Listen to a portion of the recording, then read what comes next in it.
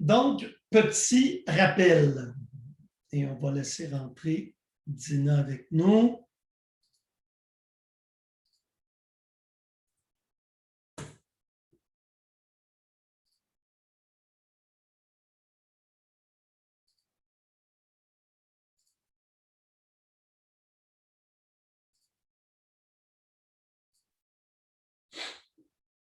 Bon, Elias.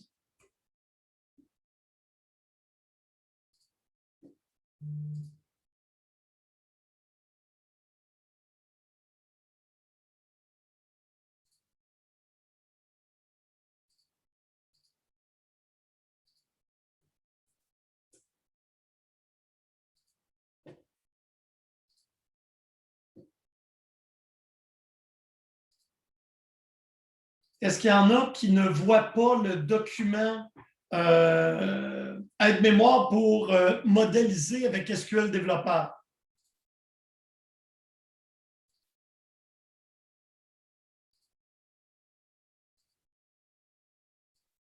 Je dois comprendre que tout le monde le voit. Il n'y a personne qui lève la main. Alors, on va tranquillement, pas vite, se rappeler ce qu'on a vu avec SQL Développeur. Là, je n'ai pas personne qui n'a pas son SQL Développeur fonctionnel parce que SQL Développeur va être requis pour le quiz du 5 mai. Moi, j'ai juste une question, vu que le quiz du 5 mai, je sais que c'est toujours time sensitive.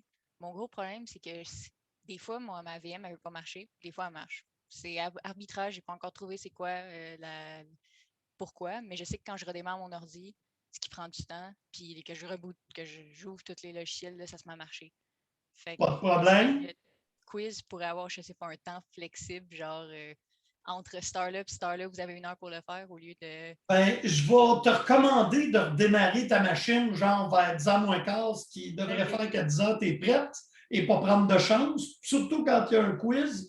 Mais c'est un bon point que tu soulèves. Mais le quiz se fait avec SQL Développeur. Donc, vous n'avez pas de besoin de votre machine virtuelle. Mais sans. OK, fait que on va juste faire les histoires Du de. data modeler OK. Fait qu'on jusqu'à la n'aura pas besoin de génération des la VM. scripts, mais je ne te demanderai pas de rouler tes scripts dans ta VM. OK. Fait que d'abord, je devrais pas avoir de problème.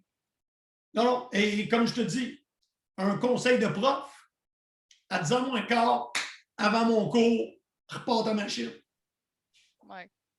Time to do a memory cleanup. Cyril, je vois que tu as la main levée. Je t'écoute. C'est par rapport à mon SQL. Je n'ai plus des tables à part la table de TP. Je n'ai plus autre table, mes tables Scott. Oui, si tu regardes le document que j'ai donné à la semaine 1, oui. Tout est détaillé sur comment installer Scott, rouler les scripts employés, il ne manque rien. OK, ça marche. Merci. Donc, en fait, c'est seulement de rouler les scripts dans Scott pour recréer les tables de EMP et d'EPT et les documents sont tous sur les A.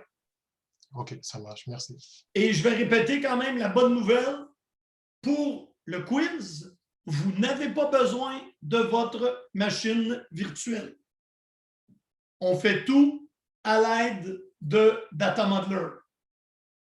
Et là, ben, je vais reviser avec vous. View, Data Modeler, Browser. Et là, vous retrouvez ici vos modèles. Bouton droit. Avant, vous l'ouvrez. Modèle logique. Bouton droit. Show ou afficher. Et là, vous allez avoir le Canva.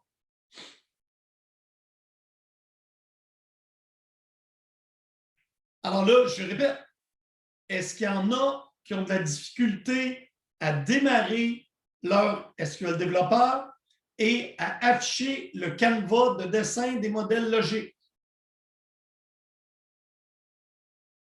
Alors, je vous le dis, il va être trop tard mercredi prochain pour arriver avec des questions là-dessus. Ensuite, vous devez savoir que pour aller chercher un modèle existant, c'est ici, et aussi pour le sauvegarder, c'est dans Fichier, Data Modeler, Save ou Save As, et Open pour les ouvrir.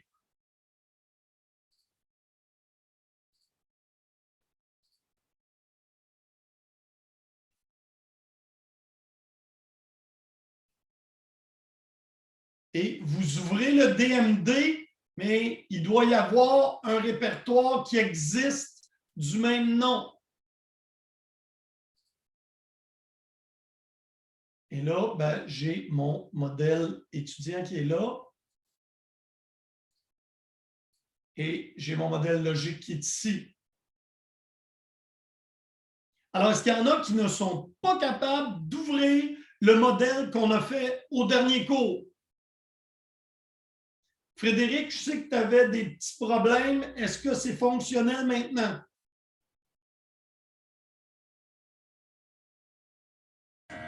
Pouvez-vous juste remontrer comment faire parce que j'ai l'impression d'avoir manqué cette partie-là, de ne pas avoir été capable de bien comprendre. Là, tu parles bien de pour ouvrir et sauvegarder un diagramme. Non, non, juste au moins l'ouvrir, on va commencer avec ça. File, Data Modeler, ouvrir. Puis là, ben, c'est une boîte de dialogue qui va te permettre d'ouvrir ton fichier DMD. Je ne sais pas où tu l'as placé. Moi, ils sont ici. Et là, j'ai mon fichier .dmd. Et je le dis, ça prend et le fichier DMD et le répertoire qui a le même nom. Après ça, tu peux faire ouvrir et ton diagramme devrait s'ouvrir.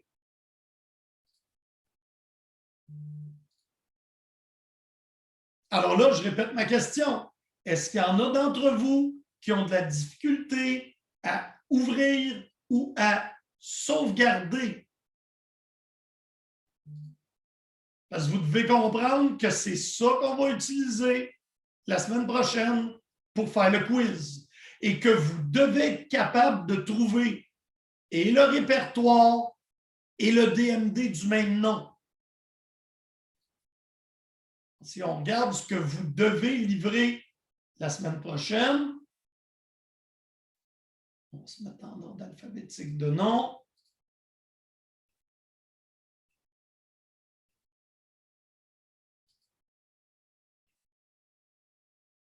Vous devez livrer et le sous-répertoire et le fichier DMD.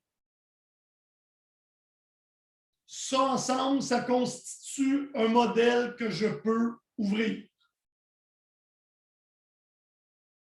Est-ce qu'il y en a qui ne comprennent pas bien? C'est le temps, là. Je vous le dis, mercredi, je ne réponds pas aux questions sur le SQL développeur. Monsieur Houssé, je ne trouve pas. Ça me fait plaisir de tout régler ça aujourd'hui, qu'on n'ait pas ces problématiques-là mercredi. Fait que vous voulez juste qu'on glisse tout dans un fichier, tous les documents nécessaires, tous les fichiers. En fait, là, tu prends ces deux-là, tu les comprimes, tu m'envoies le zip.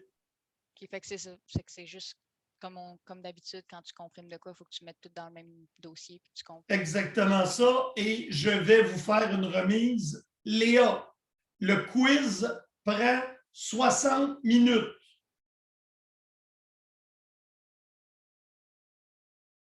Donc, est-ce qu'il y en a qui n'ont pas bien compris qu'est-ce qui va se passer durant le quiz? Donc, durant le quiz, là, je vais vous remettre à chacun un fichier parce que ce n'est pas le même modèle pour tout le monde.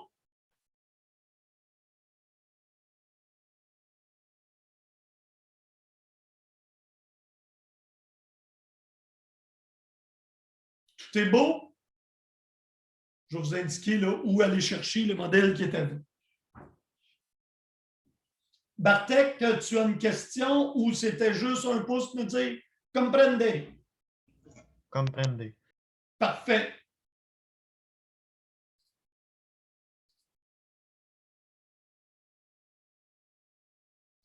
Bonjour, Charbel. Le quiz va porter sur la modélisation avec SQL Developer, soit le cours passé puis le cours d'aujourd'hui.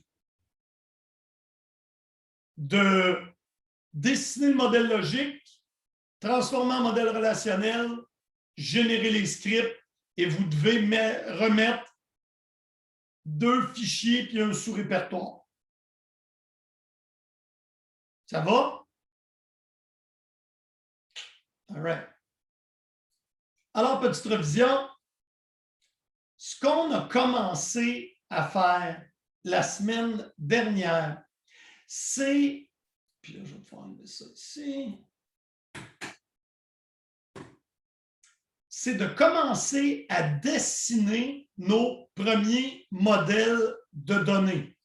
Et on était après apprendre le formalisme Oracle.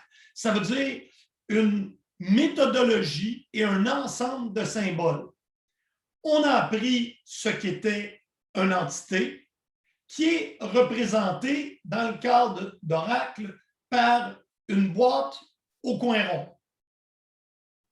Vous pouvez penser dans votre tête une classe. C'est quelque chose, et quand je parle de classe au sens de programmation objet, ce qui veut dire c'est un objet sous gestion dans votre système. Et le système qu'on a dessiné ensemble au dernier cours était la gestion d'inscription des étudiants dans des cours et des programmes. Donc, on avait l'entité étudiant et pour ceux là, qui ne se rappellent pas, bouton de droite, propriété, vous permet de voir les attributs. Parce qu'à ce niveau-ci, dans une entité, ce n'est pas une table. C'est important. Il y a une grande analogie. Habituellement, une entité va devenir une table. Mais on doit séparer. On fait le modèle logique ici et vous devez identifier le type de données. Vous mettez logique et ici, ça va vous permettre de sélectionner le type de données. Et il y en a 3 dont on se sert: numérique, varchar, date, c'est tout. Ici, on indique que c'est une clé primaire. Dans le cas de l'attribut nom, on indique ici qu'il est obligatoire, ça veut dire que ça va être un non nul quand on va convertir en modèle relationnel. Donc, après avoir dessiné en cliquant sur la petite boîte jaune avec l'engrenage, on utilise ici les relations qui sont les flèches vertes.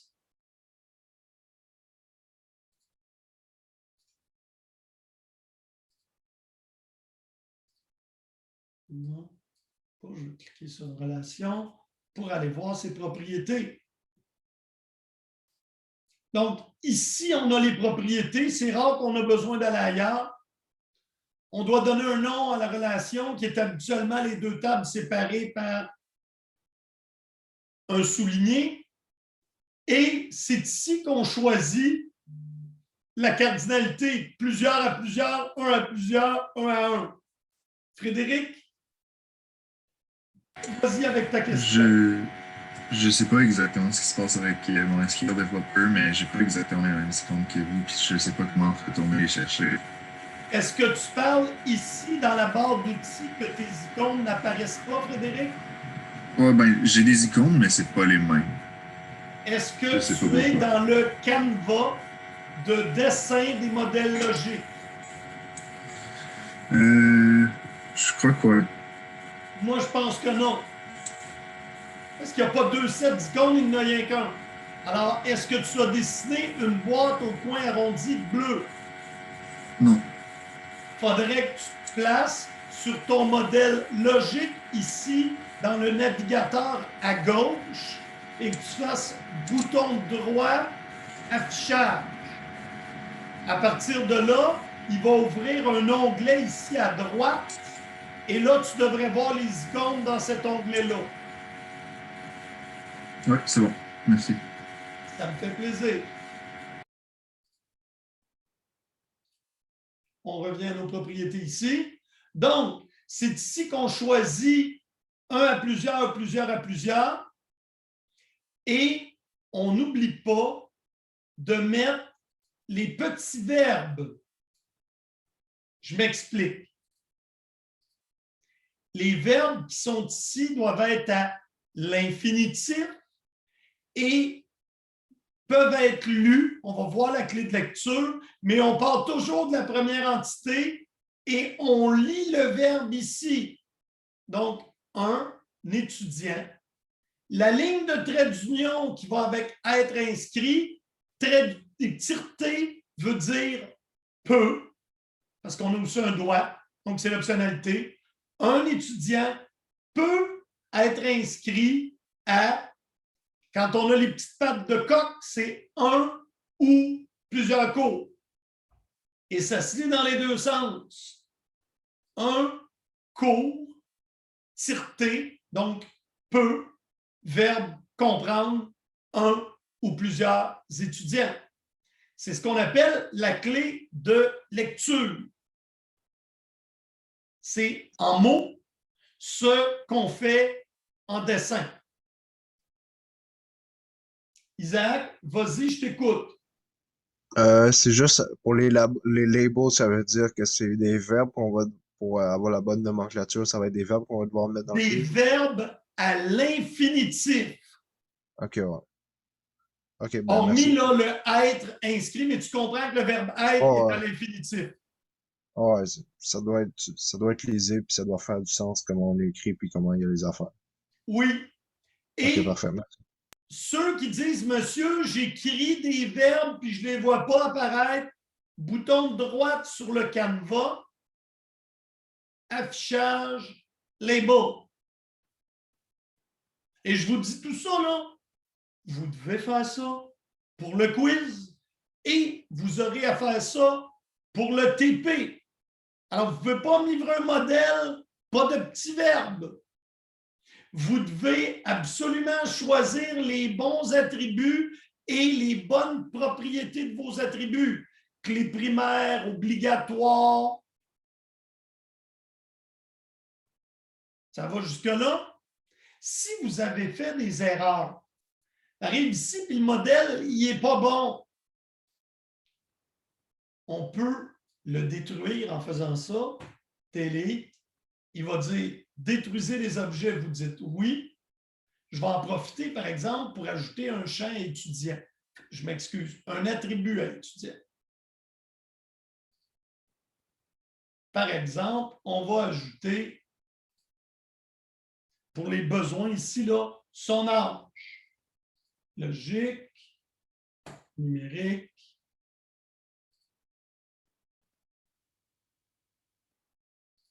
obligatoire.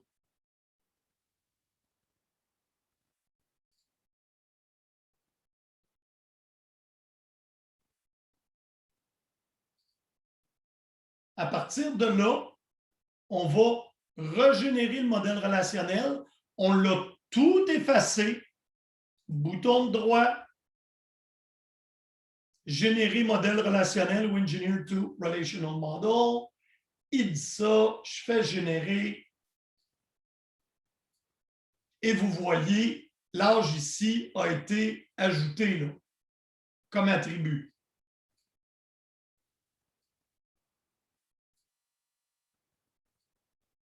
Beau séjour, je t'écoute. Est-ce qu'au niveau du modèle relationnel, on peut corriger si d'aventure on a une erreur qu'on constate? C'est ce que je viens de faire juste devant toi. J'avais vu qu'il me manquait un attribut. J'ai effacé le relationnel. J'ai été faire la correction dans le logique et j'ai régénéré le modèle relationnel. OK. Donc, si je comprends bien, on ne peut pas partir du modèle relationnel. Bien, ça dépend du type de correctif à faire. Tu peux, là, mais c'est comme faire les trucs à l'envers. tu as le droit, à partir du modèle relationnel, de refaire ton modèle logique. Ça marche dans les deux sens.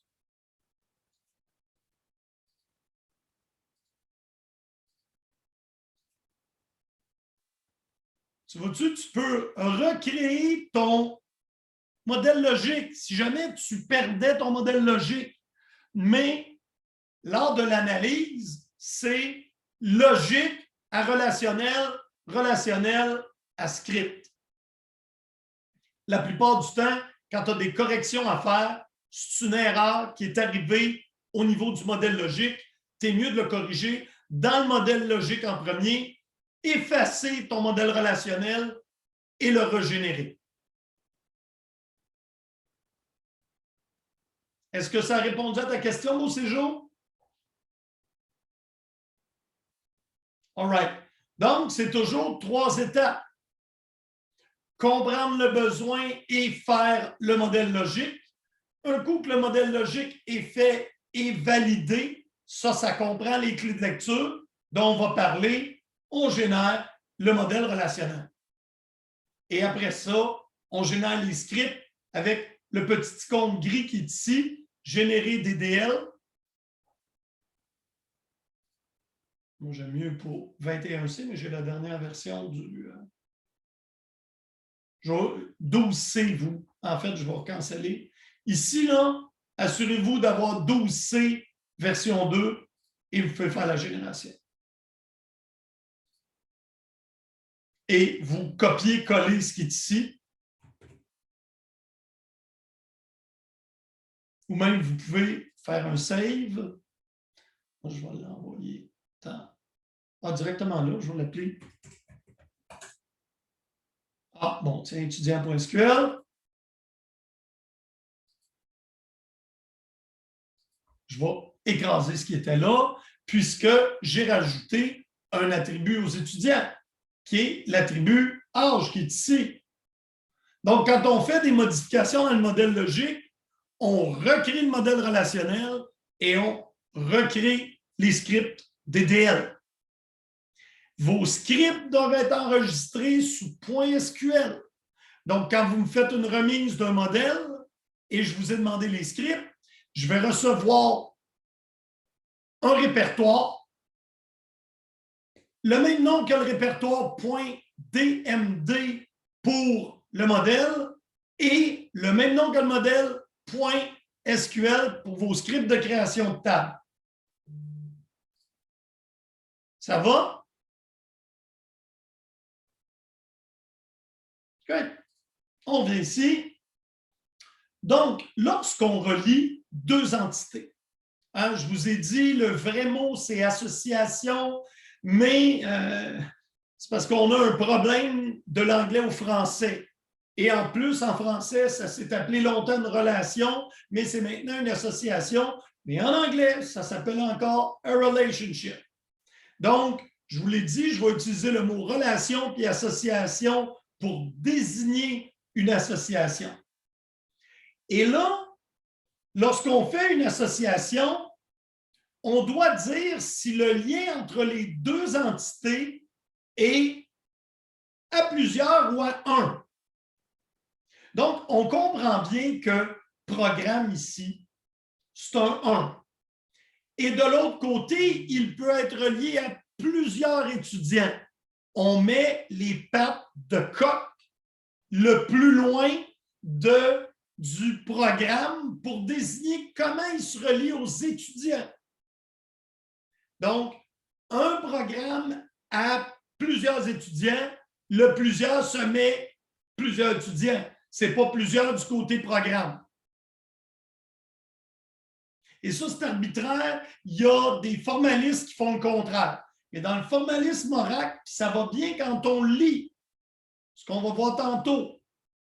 Et là, si je parle d'étudiants, un étudiant peut être lié à un et un seul programme. Ça, c'est une ligne droite. Donc, unique, multiple. Quand je peux relier plusieurs, je mets les petites pattes de coq. Quand c'est juste un, je mets le bout droit. Donc là, on a appris les entités, comment mettre les attributs, comment mettre la ligne et lui mettre les bonnes petites pattes de coq. Puis là, en fait, si je voudrais être correct dans mon diagramme, les petites pattes de coq vont comme ça. Alors, il nous reste tireté ou droit. Si on met ça du côté de l'entité qui détient l'optionnalité ou l'obligation. Et là, on va aller faire un tour dans mon modèle parce que c'est plus facile à lire. Un cours, le tireté est du côté du cours. Et regardez, ça se lit bien. Un cours peut comprendre un ou plusieurs étudiants. On lit la patte de coq juste avant de lire l'étudiant. À l'envers, c'est la même chose. Un étudiant, on lit le tireté, il est tireté, peut être inscrit à un ou plusieurs cours. Donc, ça, c'est une relation plusieurs à plusieurs. On va lire de programme à étudiant. Et là, je vous demanderai, essayez de le lire avec les règles qu'on a fait là et mettez-moi-le dans le chat, juste pour le pratiquer. Vous allez être forcé à faire des clés de lecture. Il faut comprendre comment on les fait. Donc, c'est toujours une entité. Et on lit ici si c'est plein ou tireté. Si c'est plein, c'est peu. Si c'est, excusez, plein, c'est doit. Tireté, c'est peu. Donc, un programme. Tireté ici, c'est quoi? Écrivez dans le chat. Peu ou doit?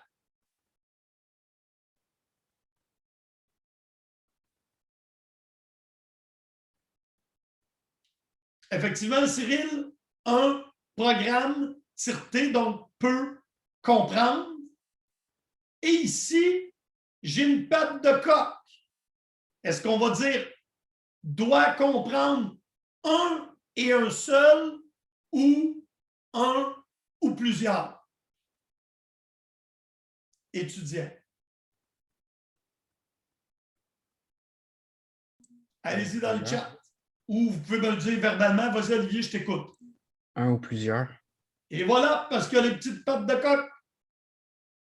C'est bon, Bartek. On va la lire à l'envers. C'est toujours pareil. C'est un, tu lis l'entité. Après ça, tu détermines le peut ou doit selon que c'est une tireté ou une barre pleine. Le verbe. Puis là, tu vas lire de l'autre côté la cardinalité. Un ou plusieurs, un et un seul. Et tu nommes l'autre entité. Donc, on va y aller ensemble. Un étudiant, et là, on lit ici, peut ou doit, c'est une barre pleine.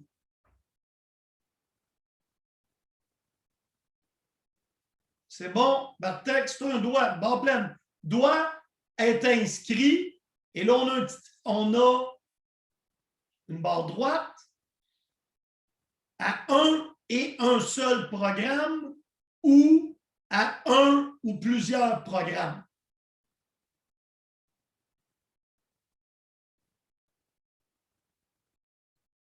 C'est bon, Yanni? C'est un et un seul programme. Alors, quand on rédige ce modèle-là, nous, on fait toutes les petites boîtes, mais après ça, pour se valider que l'utilisateur, il n'est pas aussi à l'aise que nous. Bien, la clé de lecture qu'on vient de faire valide tous nos liens. On fait ça pour chacun des associations, chacune, pardon. Et on met ça dans un document Word, comme ça. Et d'ailleurs, quand tu lis des fois, mettons que j'aurais mis ici, là, juste pour les besoins, on va faire comme une... Je ne ferai pas ça nécessairement. Oh, c'est une erreur.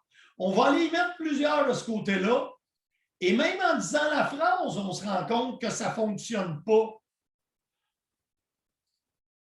Un étudiant doit être inscrit à un ou plusieurs programmes. Tu n'as pas le droit. Juste en lisant en mots l'association, on valide notre modèle. Si toi, tu ne t'en rends pas compte, souvent, la personne qui fait l'analyse de besoin avec toi va être en mesure de te le dire.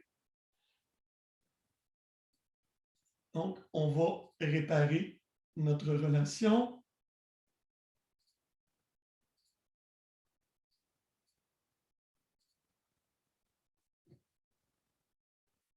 Alors voilà, il n'y a rien d'autre dans le formalisme oracle. Des boîtes, tireté ou plein, droit ou des petites pattes de coq, et nos deux verbes à l'infinitif pour décrire la relation. C'est tout. Donc, on voit ici le modèle logique et ici le modèle relationnel.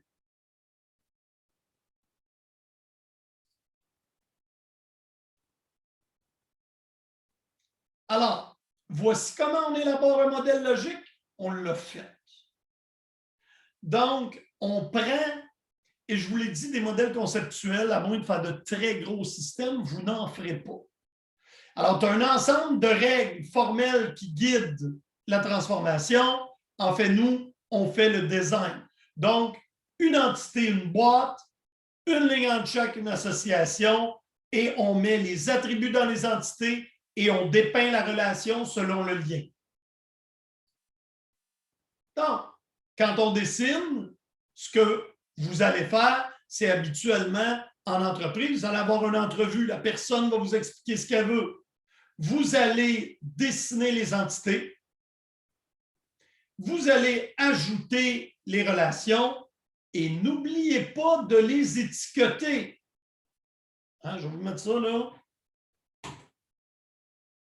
Avec des verbes à l'infinitif. Et la cardinalité, c'est 1 à 1 avec une petite barre droite ou 1 à plusieurs. Puis il manque.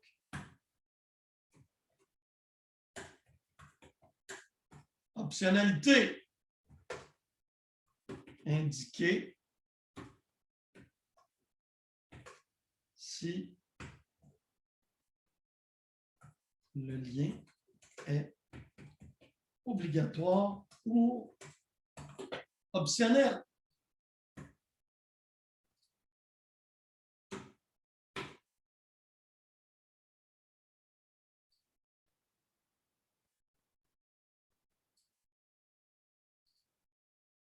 Je vais ajouter ici avec un verbe à infinitif.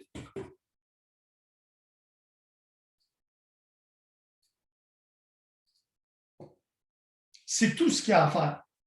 L'objectif est la portée. Habituellement, on définit ça avec l'utilisateur. Il nous dit ce qu'on veut dans notre système, c'est ça.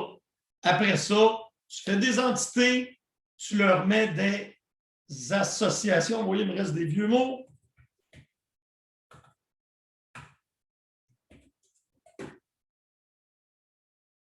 Après ça, les associations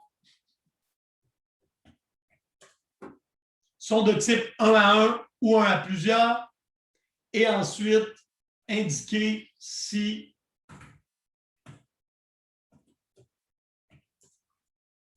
est obligatoire ou optionnel. Voilà. Par la suite, ben, vous élaborez le modèle logique. Et là, au bout, on se demande si c'est un bon modèle. Qu'est-ce qui est un bon modèle? Tout est là. Il n'y a pas de redondance et il n'y a pas de trucs étranges. Et là, qu'est-ce que j'entends par truc étrange? On va parler de normalisation. Mais la normalisation, c'est un concept théorique. Moi, je vais vous amener ça en petites règles simples dans le but que votre modèle logique soit bon. Donc, il y a plusieurs règles pour normaliser. En fait, la plupart des modèles qu'on fait dans la vraie vie on utilise ce qu'on appelle la troisième forme normale. Il y en a d'autres, mais c'est trop théorique. Alors, on fait la première forme normale, la deuxième forme normale, la troisième forme normale et un modèle en troisième forme normale.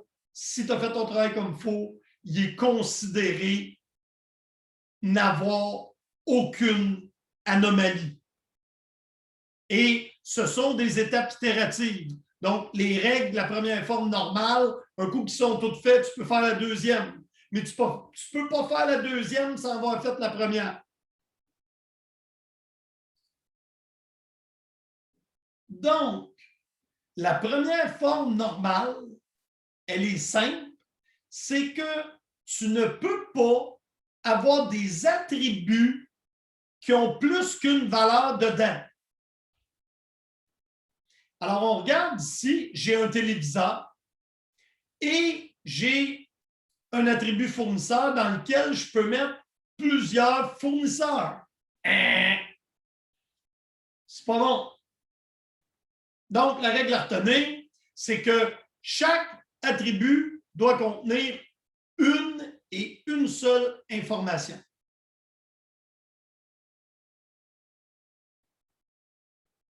Ça va jusque-là? Donc, les valeurs doivent être atomiques. Si vous dites, monsieur, un exemple plus clair, bien, si on a à travailler avec les adresses, puis tu as besoin de mettre deux adresses, comme mettons l'adresse à la maison, l'adresse au bureau.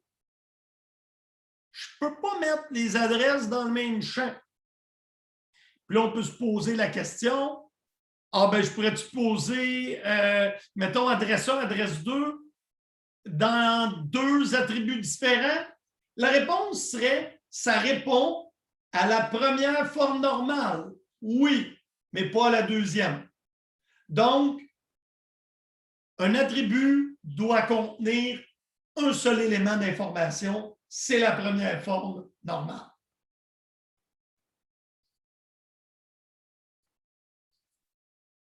On va laisser rentrer Ibitiam et on va la mettre présente.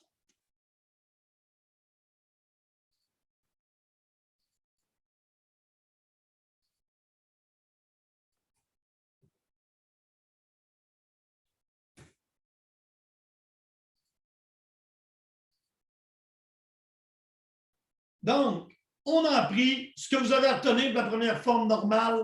Les attributs doivent contenir une seule élément d'information. Entre autres, la description d'une voiture. Tu ne devrais pas avoir un champ qui s'appelle marque modèle. Ça ne devrait pas être dans le même champ. Tu devrais avoir, le même attribut. Tu devras avoir un attribut pour la marque et un attribut pour le modèle. Oui, mais monsieur, on peut le décomposer en... Non! En base de données, on ne décompose pas l'information, elle doit être unitaire. Deuxième élément d'information. Si une table dispose d'une clé, ce qui devrait toujours être le cas, tous les champs doivent dépendre totalement de la clé. Alors, on a une table ici des produits.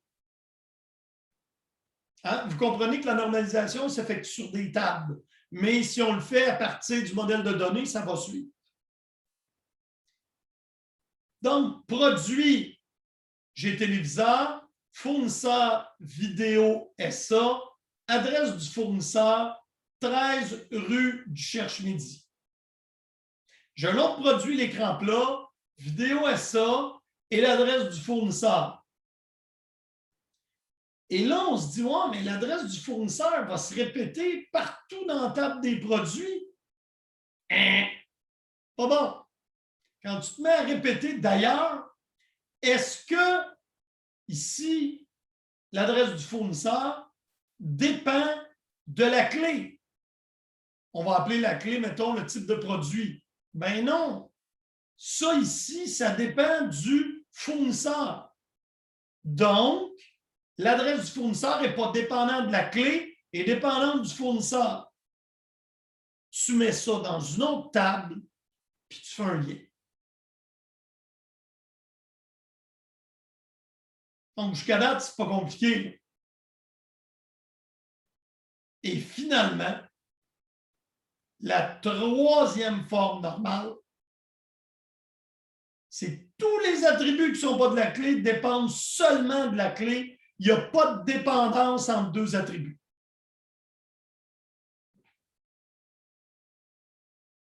C'est comme si tu mets la date de naissance. Mettons dans nos étudiants, tiens, j'aime l'exemple pour vous expliquer la troisième forme normale.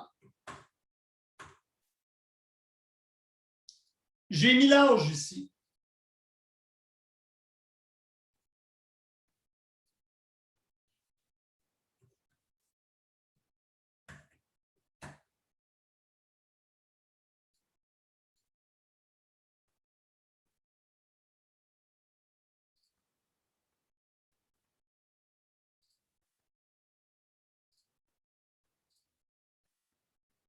Là, l'œil, l'âge qui est ici,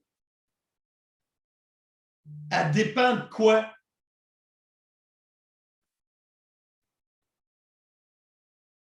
Bien, en fait, elle dépend de la date de naissance. Donc, dans un modèle comme ça, je suis capable de la calculer l'âge à partir de la date de naissance. Pour le mettre en troisième forme normale, je vais donc enlever l'âge.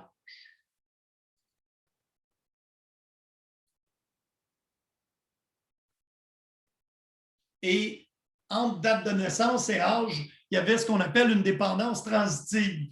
Ce qui veut dire qu'il y a un attribut qui dépendait d'un autre attribut. Tu ne peux pas avoir ça. Si tu peux le calculer, cet attribut-là, en fonction de ce qui est là, théoriquement, là, il ne devrait pas être là. Alors là, on a un modèle en troisième forme normale. Donc, on vise ça. C'est quoi les trois formes normales? 1, tu ne peux pas avoir de champ qui contient de multiples informations. Premier. 2, si tu as ici de l'information, tu sais, le téléviseur dépend du fournisseur, l'adresse du fournisseur dépend de ça. Non, crée une nouvelle entité puis fais une association. Et le dernier cas, c'est que aucune dépendance transitive pourrait vraiment se dire aucun champ dont on peut trouver la valeur à partir des autres champs. Puis là, j'ai eu des questions là-dedans. Oui, mais monsieur, un code postal, là, ça dépend de l'adresse. Et ce n'est pas faux.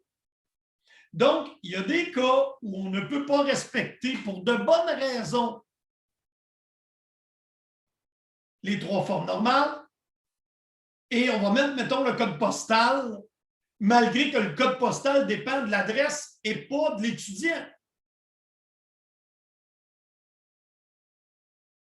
Et il y a des fois où on va mettre l'adresse au complet dans le même champ, et tu dis, monsieur, j'ai la ville, j'ai la province, j'ai le pays.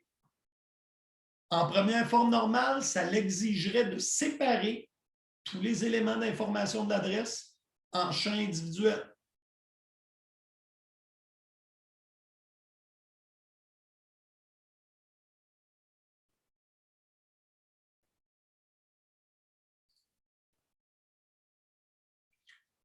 Je n'irai pas en détail sur les clés candidates puisque ma recommandation dans ce cas-ci est de créer une clé synthétique comme un numéro de DA. C'est quelque chose qui est inventé. Mais j'aurais pu prendre votre numéro d'éducation permanente. Il est unique, c'est sûr. Alors, si on modifie, mettons, notre modèle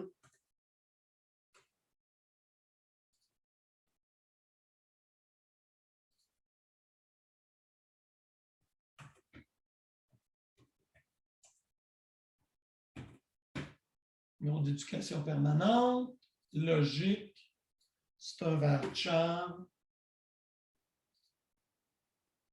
Mettons, il est obligatoire, pas toujours parce que les étudiants étrangers n'en ont pas. Et là, vous me dites, monsieur, ouais, le DA, c'est bon, mais le numéro d'éducation permanente aussi, c'est bon. Vous avez raison. Donc, le numéro d'éducation permanente, on appellerait ça une clé candidate. Ça veut dire que ça pourrait être une clé primaire, mais dans notre cas à nous, on ne s'en servira pas. Le numéro d'assurance sociale aussi pourrait être une clé primaire. Donc, on aurait deux clés candidates, le numéro d'éducation permanente et la clé primaire. Donc, une clé candidate, c'est une colonne de la table ou un attribut de l'entité qui pourrait nous servir à l'identifier uniquement, mais qu'on ne prendra pas nécessairement. Ça ici, vous devez comprendre parce que ça se peut que vous l'ayez en quiz. Une autre façon de représenter le modèle logique, c'est ce que vous voyez ici.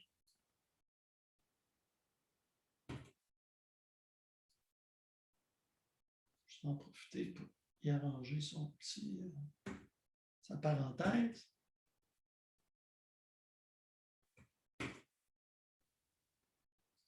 Et notre petit modèle logique ici, vous pouvez comprendre que ce qu'on a, c'est des noms de table à gauche et entre parenthèses, les attributs.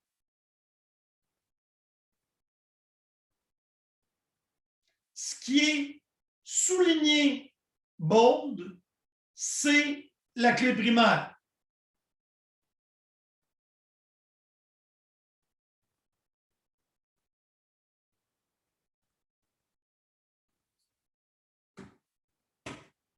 Ce qui est bold, c'est obligatoire.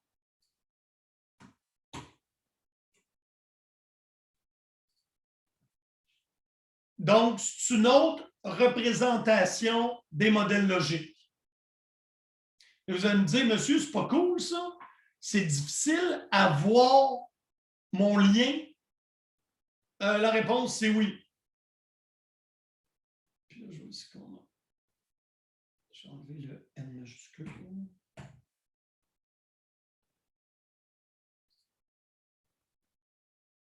Mais vous voyez qu'ici, c'est une clé étrangère, porte le même nom. Puis ici, code court, clé étrangère. Ça se trouve être la clé primaire de ça.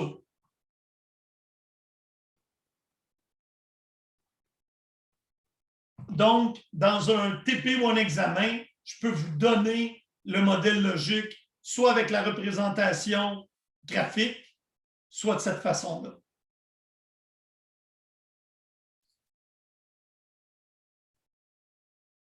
Un coup qu'on est rendu et on a complété le modèle logique de données, c'est le fun. À l'aide de l'outil développeur, tu fais pratiquement bouton droit, générer modèle relationnel. Et je vous avais montré, là, ce qui est important, c'est que vous ne placez pas les clés étrangères là-dedans. Donc, les attributs de clés étrangères se font automatiquement lors de la conversion.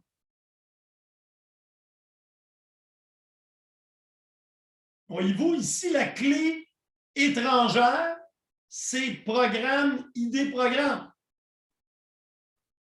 Donc, toutes les relations 1 à plusieurs, dans ce sens-là, hein, on avait ici, là, vous vous souvenez, un programme peut comprendre un ou plusieurs étudiants.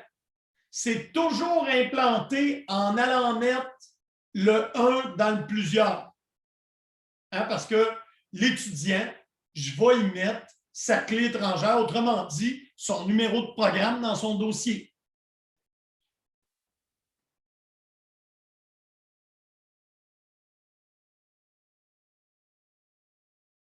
Et les liens plusieurs à plusieurs se résolvent toujours par une table d'intersection dans lequel je vais mettre le cours et le numéro de l'étudiant.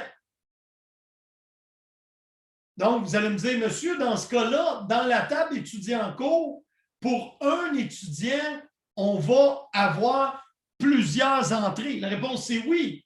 Tu as le droit de t'inscrire à plusieurs cours.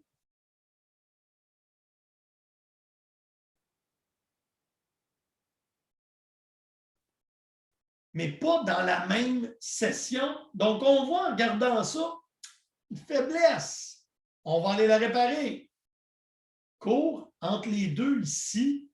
Là, voyez-vous, rendu là, je suis pris. Je dis, oui, mais la table n'est pas ici. Et là, j'essaye de voir, je peux-tu mettre des attributs?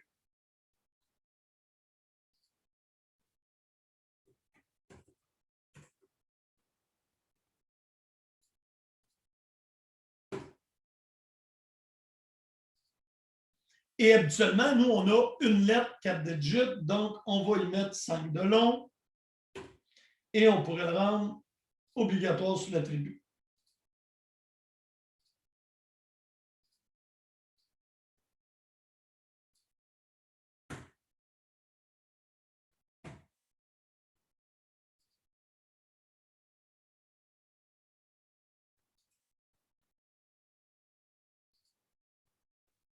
Donc, on peut n'importe quand régénérer le modèle. Et là, voyez-vous, en ayant mis un attribut à ma relation,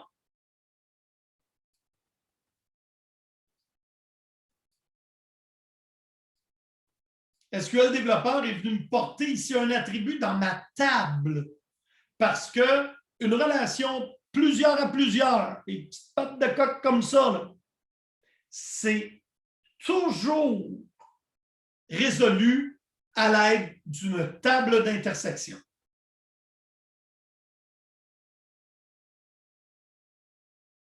Et vos modèles, livrez-moi-les comme ça, là. Quelque chose de joli et regardable. Puis moi, ça, j'aime pas ça. Alors, bouton droit, ajouter un coude. Là, je vais placer ça comme ça.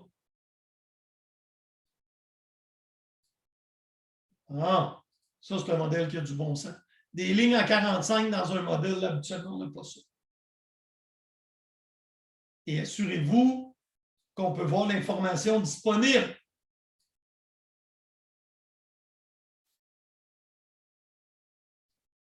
Monsieur? Oui. C'est quoi qu'on met dans la quand c'était marqué 16 dans l'attribut de session quand vous l'avez fait? C'est un varchar 5 si regarde ici. OK, ouais. OK, parfait. Pas de Merci. problème.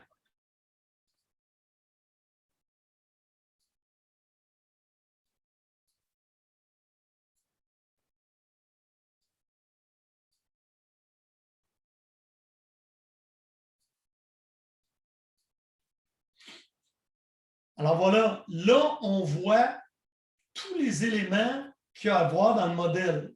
Puis là, ben, des fois, je refais l'alignement, que ce soit un peu plus joli.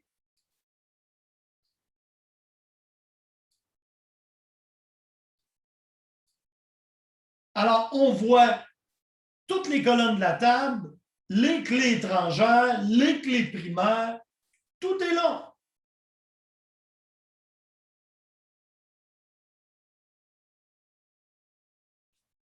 Ça, c'est pas joli, là. C'est mon coude un petit peu plus proche. Je vous le dis tout de suite, essayez de faire vos modèles avec des lignes qui ne s'embarquent pas les unes sur les autres.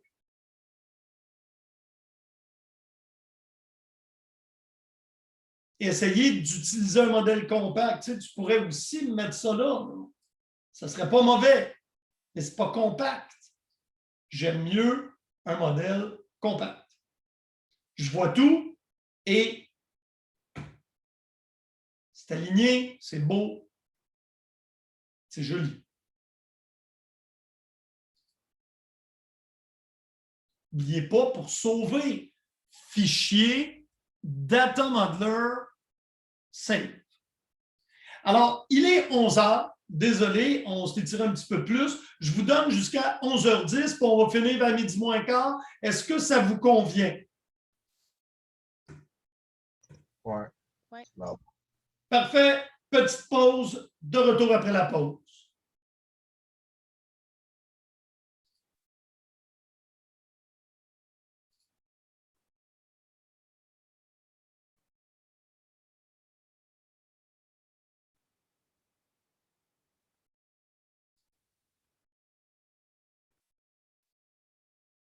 Rebonjour tout le monde.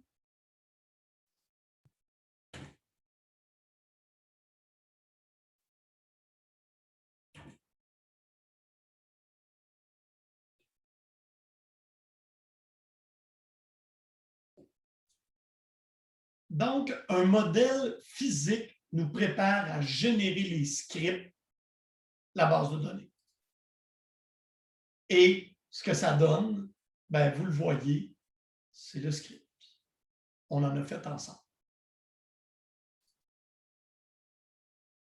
Donc, dans le cours qui est ici, on va utiliser des modèles logiques de données qui sont à peu près déjà normalisés et vous allez implanter les modèles physiques dans la base de données.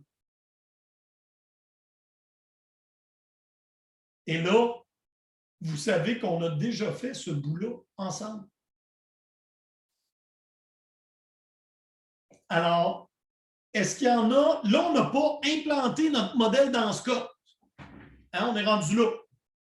Donc, ceux d'entre vous qui n'ont pas parti leur machine virtuelle, on pourrait quand même essayer de la démarrer parce que dans le prochain TP, qui est le TP3, vous allez avoir à implanter un modèle. Et là, implanter un modèle, peut-être qu'il y en a d'entre vous, ne partez pas votre machine si vous n'avez pas besoin de le faire. En fait, vous avez juste à copier-coller votre script. C'est tout. C'est pas compliqué, là.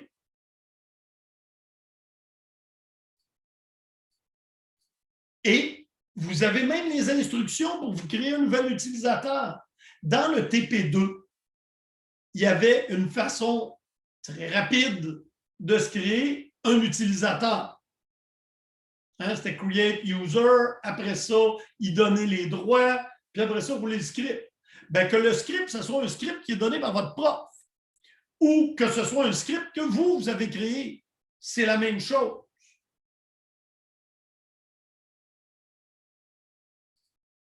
Et là, il y en a d'entre vous qui ont perdu les connexions. Alors, vous devez vous souvenir que dans le cas d'SQL développeur, on y arrive. Donc, on est ici. On s'en va là. Je vais envoyer ça en bas. Donc, pour créer des utilisateurs, vous devez être SYS. Donc, droit, connect. Monsieur, j'ai perdu ma connexion SYS. Je vais vous mettre les propriétés ici. Prenez une capture d'écran, ce sera identique. Donc, VM6@ORCL. N'oubliez pas, le rôle doit être SysDBA, username SYS, password Oracle, service name ORCL. Ça, c'est un rafraîchissement. Vous avez toute cette information-là dans la semaine 1. Tout est là. Comment refaire les connexions si jamais, en faisant le ménage, ils se sont perdus. Ah, si je suis SYS, donc create user étudiant identified by. Et là, il faut que je mette un mot de passe. Oracle 420 et on est 2 CW. Je pense qu'on va être correct. Donc, n'oubliez pas, ça ici, c'est votre mot de passe. Grant, oh, excusez. Grant connect virgule, resource, virgule, DBA, tout étudiant.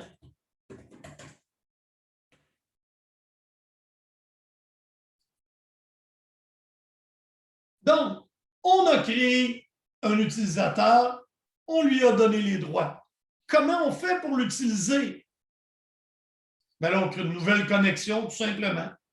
Alors, moi, je vais réutiliser celle de Scott, parce que je répète, quand vous réutilisez une connexion, mais que vous la changez, il n'efface pas la connexion existante, il en crée une nouvelle.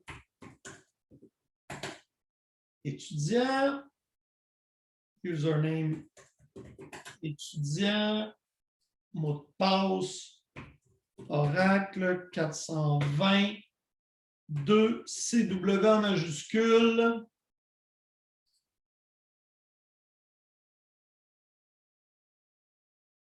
Donc là, maintenant, je suis dans ma... Oh, j'ai fait une faute d'orthographe, vous m'excuserez. Je vais aller la corriger. Je rentre VM étudiant.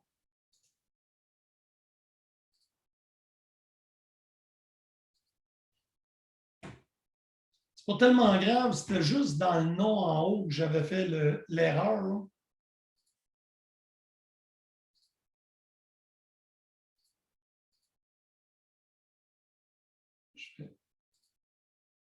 J'aime pas ça, les trucs avec des erreurs, et je vais tout simplement fermer celle-là et la retirer.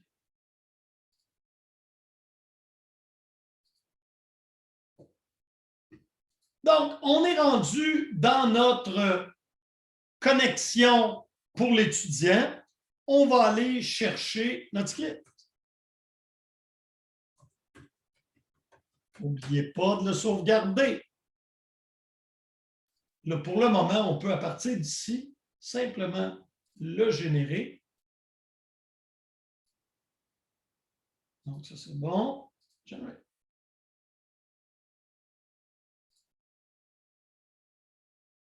Oh, j'ai une erreur. Ah, ici, varchar 2, size not specified. Et il est ici, là.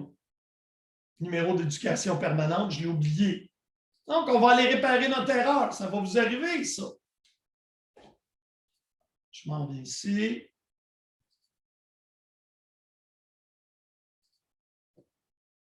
Et on n'avait pas mis la grandeur. Je vais mettre 12, si je me souviens, c'est 12 caractères.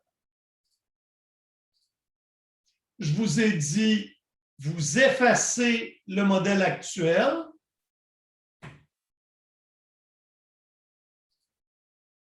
À partir du modèle logique, vous le régénérez.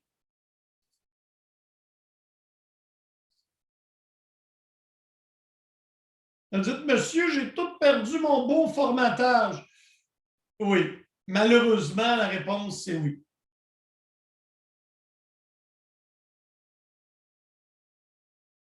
Qu'est-ce qu'ils vont faire? Ça, c'en est un. Il me l'a fait tout seul. Ce n'est pas lui. On peut regarder Layout, Auto-Layout 2. Bon. Ça ressemble pas mal à son petit frère. Moi, j'aime mieux probablement l'étoile. Non.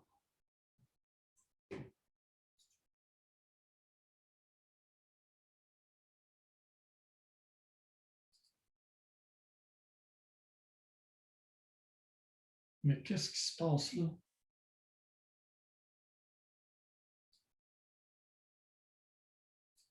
Bon, je pense que j'ai une petite erreur ici. Dans ce temps-là, vous pouvez télé les objets.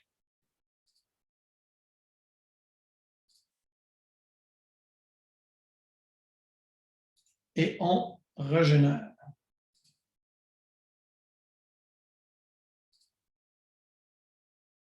Ah, c'est bon.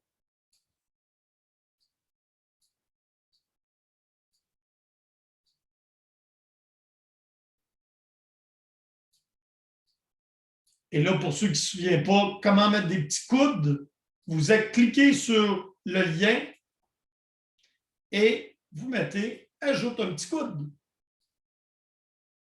Et s'il n'y en a pas assez, on va en ajouter un deuxième.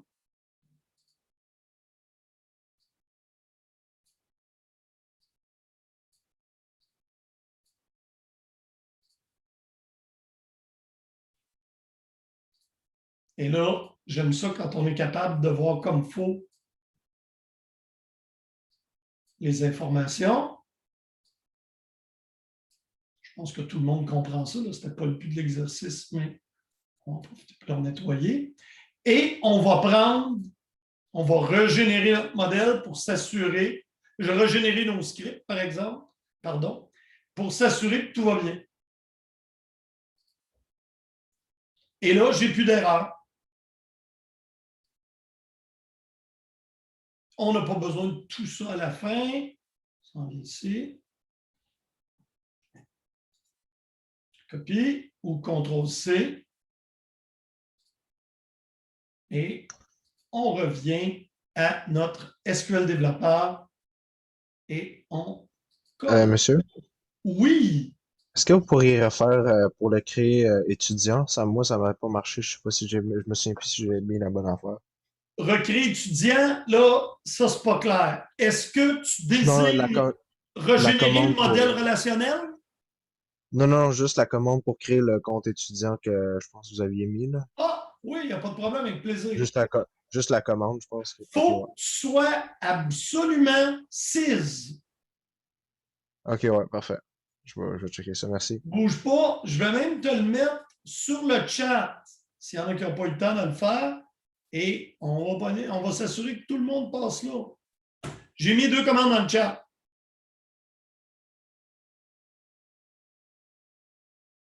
Et un coup qu'on a créé une connexion, ça ici, quand il y a plusieurs lignes, c'est un script. On peut utiliser le bouton avec les petites lignes.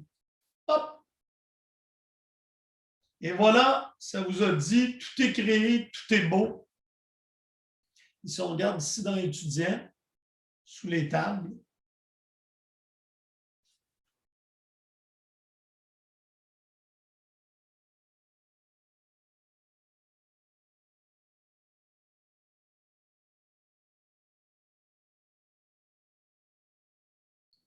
Monsieur, oui, est-ce que vous pouvez, s'il vous plaît, me dire, juste, vous étiez trop rapide. Est-ce que vous pouvez me dire comment vous avez généré ce code-là?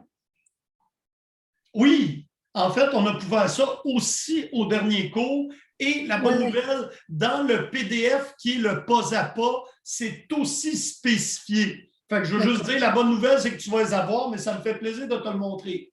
Quand tu es dans ton modèle relationnel ici, oui. Il y a un petit bouton gris en haut dans la barre d'outils sur lequel ma souris pointe. Oui, qui s'appelle Générer DDL. Tu appuies dessus, tu as une boîte de dialogue et tu utilises le bouton Générer ici à droite. Et après ça, OK. Et tu le copies. Et moi, je vous suggère toujours, là, naturellement, c'était pour faire une création à la volée, mais je vous avais dit ça, amène ça dans ton Visual Studio.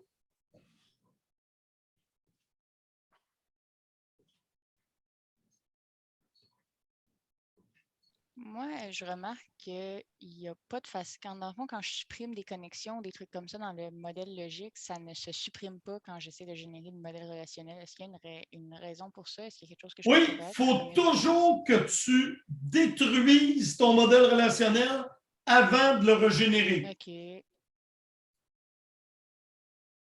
Donc, quand tu fais une modification de modèle logique, tu t'envoies ici, tu choisis toutes tes boîtes jaunes et tu fais bouton droit,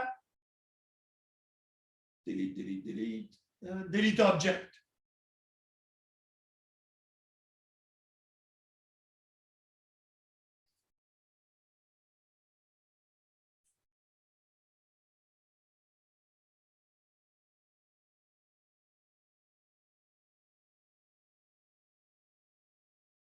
Donc, est-ce qu'il y en a qui ont des questions sur le processus. Donc, étape 1, faire le modèle logique. Générer le modèle relationnel. Regardez s'il y a des erreurs, parce que des fois, comme on a eu tantôt, j'ai des erreurs dans mon modèle relationnel. Après ça, à partir du modèle relationnel, générer le DDL. Et si tu as des erreurs, tu vas regarder habituellement, il dit clairement qu'est-ce qui ne va pas. Je vais refaire l'erreur juste pour vous le montrer. Non, je m'en viens dans le modèle logique. En fait, je peux peut-être juste faire la modification ici. Et s'il n'y a pas de grandeur ici, donc ça, c'était 9 pour le sigle. Ah, c'est ça. L'erreur rendue dans le modèle relationnel, il faut que tu l'aies corrigée. Fait que pour recréer l'erreur, je m'en viens ici. Sigle. Et j'aurais théoriquement oublié de le mettre. Donc là, je m'en viens dans mon modèle relationnel. A, les remove object. Le fait qu'il ne soit pas là ne m'empêchera pas de le générer.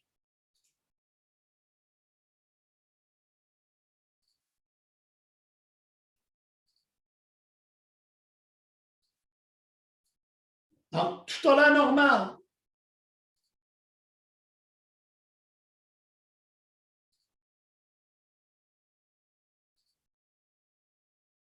Et là, il dit, ah, attention, attention, ça ne marche pas. There are 2 errors.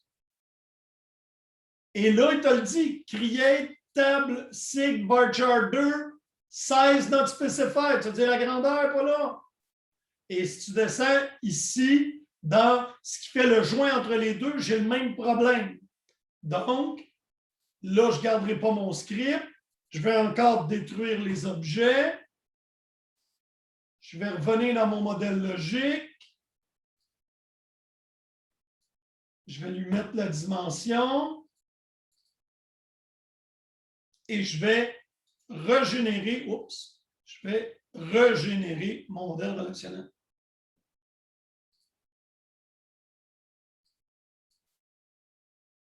Et là, l'erreur ne sera plus ici lorsque je vais générer mes scripts.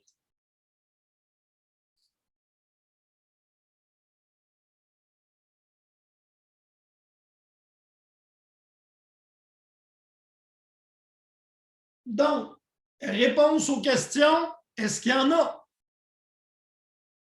C'est tout beau? All right. Les instructions pour faire ça, c'est tout dans le PDF? Oui, qui est fourni dans la semaine 10, ça s'appelle le pas à pas. Par contre, le pas à pas ne dit pas de... Le pas à pas ne dit pas, en tout cas, tu as compris ce que je voulais dire, que tu dois effacer ton modèle relationnel si tu veux le régénérer. Alors, c'est pour ça que c'est difficile de venir au cours. Il y a des petits bouts, des fois, qui ne sont pas tous dans le pas à pas.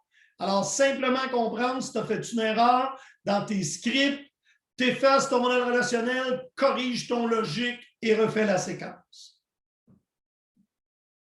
Ça va? Oui. OK, là, l'exemple de l'Apple Store. On va regarder ça simple ici.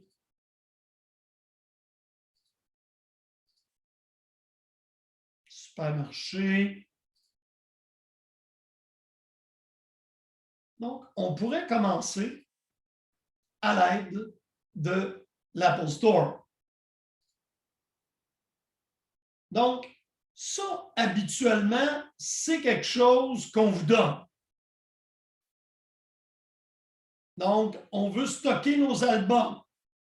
Un album a un titre et une date de parution. Vous pensez que c'est quoi ça ici, titre et date de parution par rapport à votre modèle? Parce qu'on part le modèle logique avec ça ici. Alors, première chose que je vous demande, dans le modèle logique, un album, c'est quoi?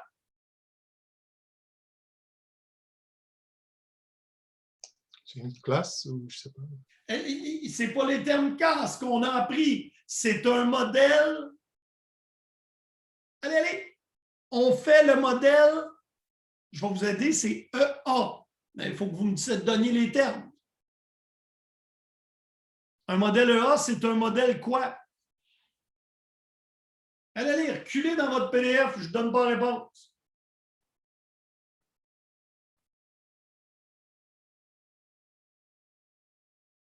En français, un modèle EA, en anglais, un ERD.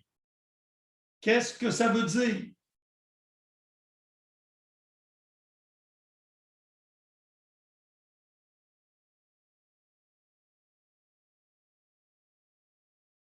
Allez, aidez Beau Séjour, quelqu'un? C'est quoi les diagrammes qu'on a appris à faire?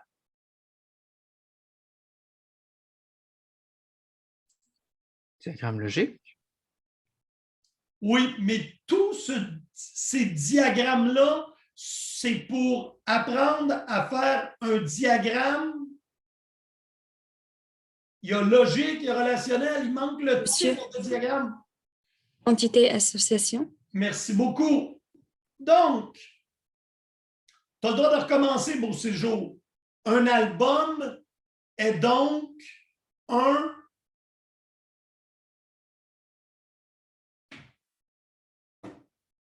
Il y avait deux mots dans les diagrammes qu'on a appris. C'est un des deux.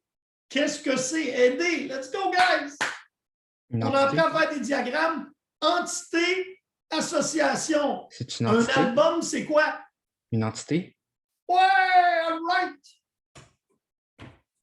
C'est une entité. Selon vous, un titre, c'est quoi? Dans le modèle entité, un titre, c'est... L'attribut. Bravo! C'est un attribut.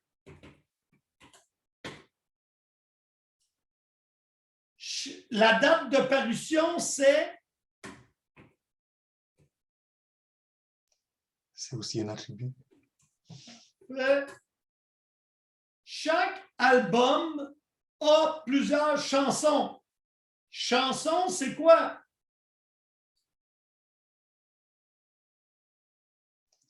Une entité. Et voilà. Et donc ici, c'est une entité, c'est la même chose. Un titre, c'est quoi? L'attribut. Je pense que vous commencez à comprendre l'histoire. Mais ça ici, là, chaque album, je mettrai ici.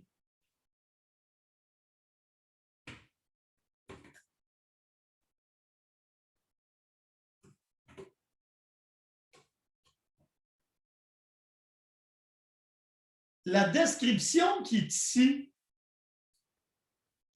c'est quoi? Pardon? C'est une relation.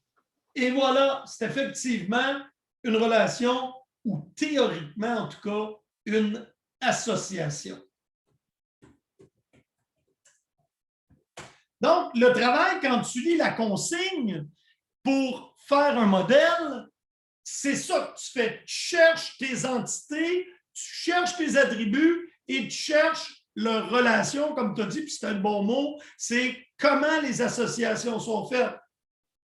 Une chanson appartient à un, là moi je vais dire, et un seul artiste. Ça ici, c'est quoi? Cette ligne-là? C'est toujours une association. Et voilà.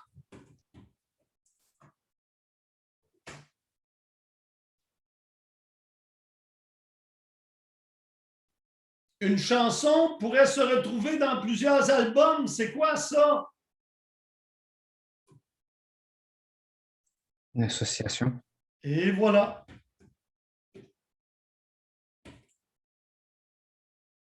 Bon, ben là, on commence à être prêt à dessiner. Là, vous allez prendre votre SQL développeur, close. Vous pouvez fermer votre modèle étudiant et le sauvegarder avant. N'oubliez pas, sauvegarder ses fichiers Data Modeler enregistrés. Et après ça, File, Data Modeler, Close Out. J'en ai plus. La table est mise. On en fait un nouveau. Ferme ça. Non. Là, vous allez me donner les entités qu'on dessine ensemble. Première entité. Vous l'avez sur le document de consigne qui, pour la plupart d'entre vous, est à votre écran.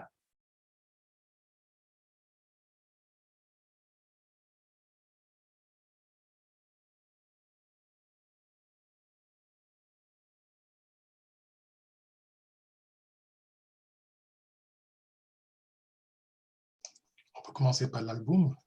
Parfait. Album. Excellent. Est-ce qu'on a d'autres entités? On avait chanson. Et voilà. Et moi, je pense qu'on n'en a pas d'autres. Est-ce que je me trompe?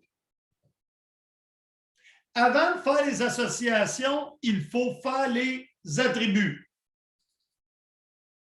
Et là, je vous ai dit, on utilise toujours une clé synthétique.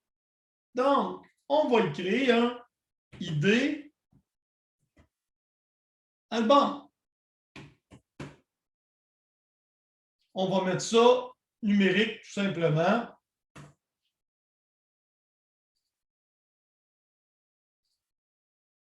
OK. Est-ce qu'il y a d'autres attributs dans le document de consigne? Donc, on a en ce moment, et même j'ai fait une petite erreur ici, je reviens, c'était ma clé primaire. On continue. Deuxième champ, je m'excuse, deuxième attribut de l'entité album qui se trouve dans le document de consigne. Titre. Parfait. Titre, ça va être un Varchar. Puis, on va quand même mettre 100 caractères, parce que ça peut être assez long. Puis, c'est obligatoire, ça se peut presque pas un album qui n'aurait pas de titre. Ensuite,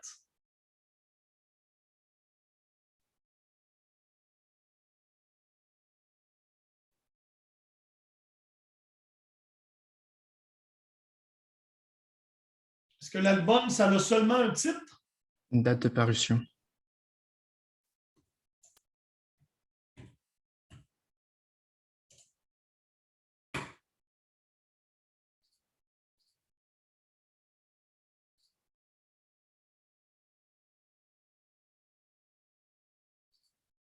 Donc, je pense que, est-ce que je me trompe ou il n'y a pas d'autres attributs? On voit album, titre, date de parution. Oh! Artiste ici, c'est quoi selon vous?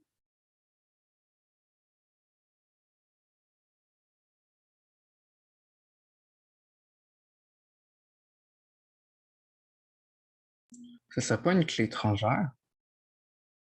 Non. C'est soit une entité, soit un attribut, soit une association.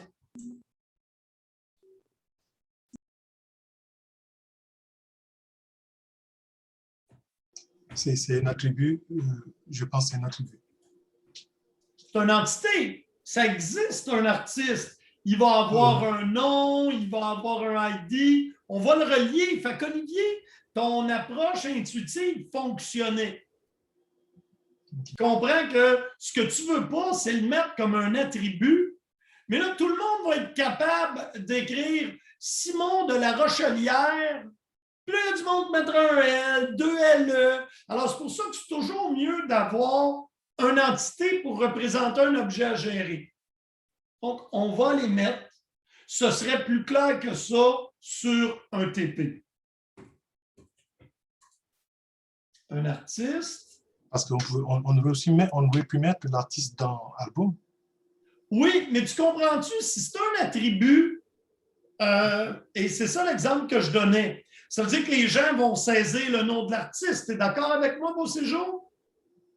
Oui, oui, c'est ça. Et là, moi, si je vous demande à tout le monde de taper dans le chat comment qu'on écrit Charbel de la Rousselière, je vais probablement avoir 10 orthographes différents.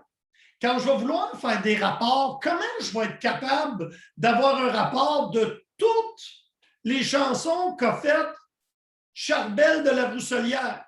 Je vais être obligé de mettre where no like Charbel % or no in inclus, ouvre les parenthèses, 14 façons d'écrire. Donc, quand on a une information répétitive, comme là, l'artiste, mais il a peut-être fait 37 albums. Là, il faudrait que je mette le nom des 37 comme il faut, pas de faute d'orthographe. Ça suggère une entité. Comme ça, je crée l'artiste, puis j'ai juste à l'associer. Comprenez-vous ce que je veux dire?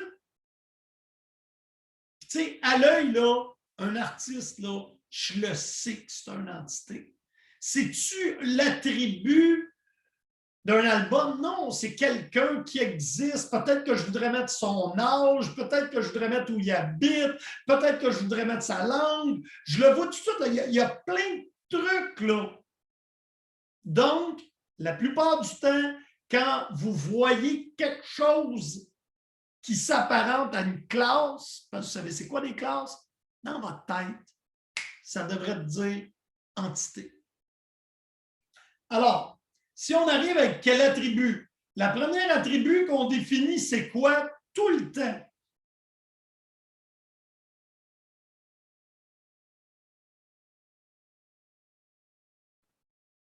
Premier attribut d'une table, le plus important est la clé primaire. Et voilà. Donc, ID artiste.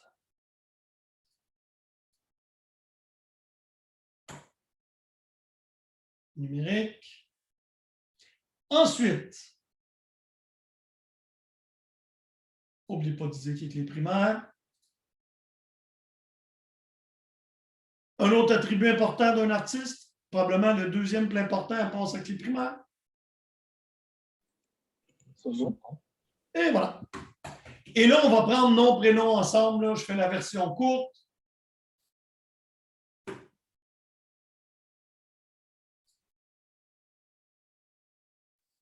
On va mettre 100 caractères, on va être heureux. Et on va le mettre obligatoire. Alors maintenant, nous avons les trois entités. Et là, il reste à mettre les attributs de chanson.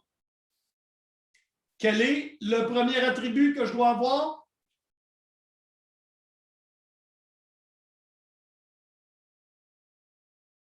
L'attribut le plus important de toutes les entités?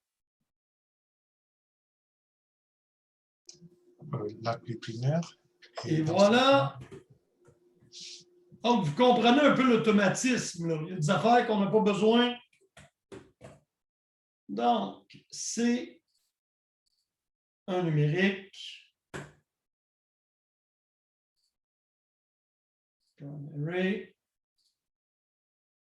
Ensuite, dans la consigne, quel autre attribut j'ai pour une chanson?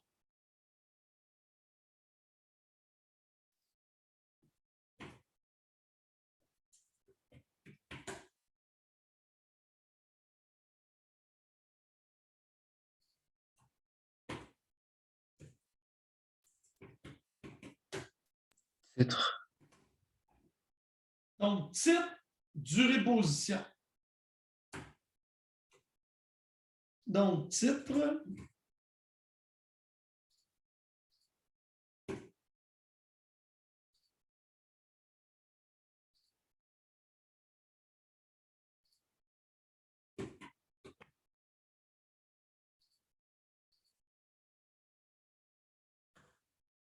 On va rentrer ça en nombre décimal.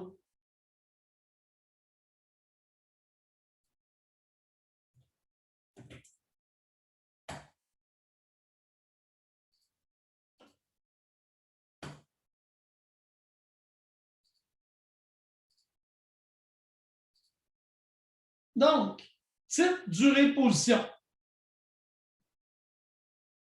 Là, après ça, il nous reste nos relations ou nos associations. Chaque album peut avoir une ou plusieurs chansons. Hein, ça peut être une sinon. Donc, comme ça, de album à chanson.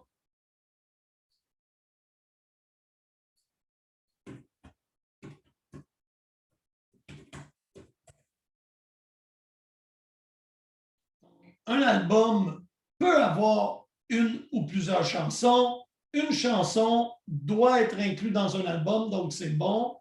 Name ici, un album contenir et une chanson être incluse. Juste une question de durée, c'est quoi? C'est numérique? Oui, on va supposer qu'on ne gère pas les minutes secondes. Là. Si c'est 1 minute et demie, on va mettre 1,5. Et là, comment ça se fait? Je ne vois pas mes petits mots apparaître malgré que je les ai mis. Il faut show the labels. Voilà, affichage, labels. Et un artiste peut faire plusieurs chansons. Puis là, on va supposer que dans notre modèle, on n'a pas des chansons qui peuvent être faites par plusieurs artistes. Je sais qu'aujourd'hui, des featuring, il y en a beaucoup. Pour notre modèle, on ne tiendra pas ça. On va juste mettre un à plusieurs. Donc, un artiste peut faire une ou plusieurs chansons. Une chanson doit être interprétée par un artiste. Chanson, artiste.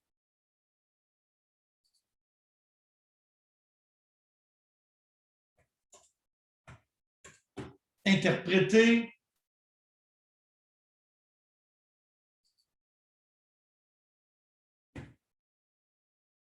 Là, je vais faire être chanté pour utiliser un verbe différent, que ce soit moins redondant. Donc, un artiste peut interpréter une ou plusieurs chansons. Une chanson doit être chantée par un et un seul artiste.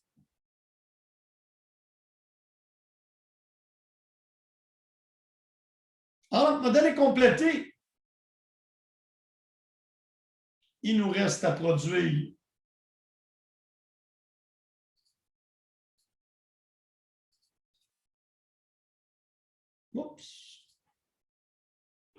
il nous reste à générer le modèle physique,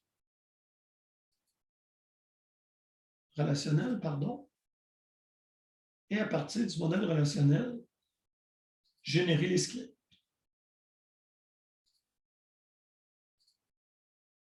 Et on n'a pas de... Ah, j'ai une erreur. J'ai oublié une grandeur ici dans titre de chanson. On va aller la corriger. Première chose que je fais, moi, je délite toujours mon modèle. Si j'allais le refaire, je m'en viens ici. Le titre, j'ai oublié.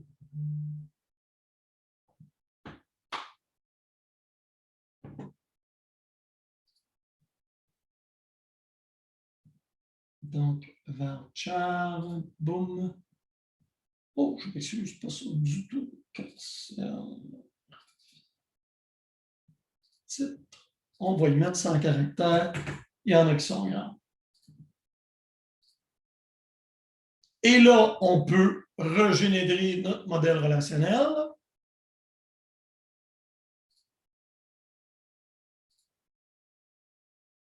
Et à partir de là, nos scripts.